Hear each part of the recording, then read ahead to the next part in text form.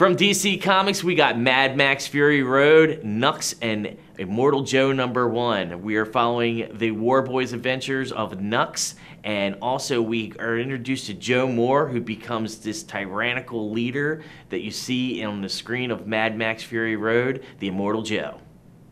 Benitez Productions' Lady Mechanica, Tablet of Destinies #3 is my first choice for this week.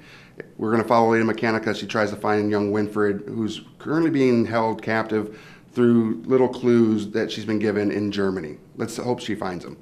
From DC Comics, Justice League 3001, issue #1. What's not to love about this comic and get excited? Justice League, the future? Like Joey Tribbiani says, put your hands together.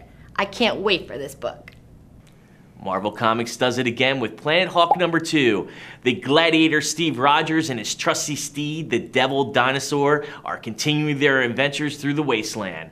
We are introduced to Doc Green. Is he a good guy? Is he a bad guy? What's up with him?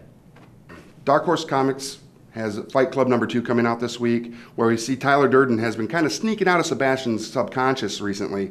And with Sebastian having his whole life like put together with a family, a wife, a nice house, great neighbors, I'm sure Tyler is going to be there to just mess everything up. So I look forward to seeing the mess that he creates. From Marvel Comics, Howard the Duck, the complete collection, Volume 1. I don't know if you were a huge fan of Howard the Duck when you were younger, like I was, but I'm so stoked about this. And what other book do you know that has villains like the Cookie Creature and Dr. Bong? We Are Robin #1. All the youth of Gotham City are now donating a R on their shirts. We're not introduced to just one Robin, we're introduced to hundreds of Robins. As always, I'm really excited when Image puts out a Walking Dead comic. Walking Dead #143 comes out this week. There's really no spoilers. Let's just see what Rick and the gang gets into this week. All right, I'm probably the only one here that would pick this book, but Garbage Pail Kids' Gross Encounters of the Turd Kind.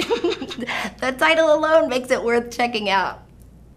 Here we are, it's the year 3001. We have Justice League 3001 #1. I know I keep saying 3001, but it's the future, baby. That's all I can talk about is these new versions of your favorite heroes in the future. Love it. The comic that I'm most excited about this week is by Dynamite Entertainment. It's John Carter's Warlord of Mars #8, where we see JC and Deja Thoris as they adventure deeper into the Martian lands. They're going to find this city that seems to be terrorized by this mysterious presence. Will they figure it out or will they be blamed for it? Let's find out. Pick it up. From DC Comics, We Are Robin #1.